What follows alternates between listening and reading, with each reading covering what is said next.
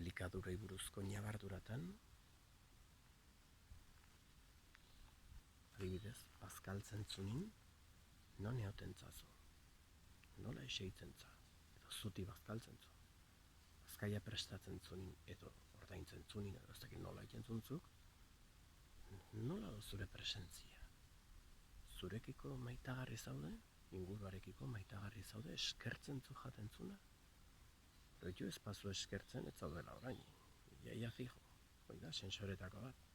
Eskertzen bazaude, orain intzaude, bestela teatro egiten. Egon zaituzke orain baita ere, Elikadura egunero gure gorputzea sartzen dugun osagaiez osatua do, eta osagai hoitan bihurtuko zaten borakin.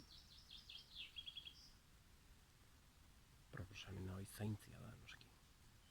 Bai, elikadura dea, fisikoa edo elementu kimikoik, eta bai energia, ze energia dakan. Nola prestatzen duzu elikagaiak? Ez dakit, ze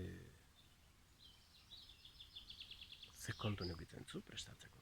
Mundu badu.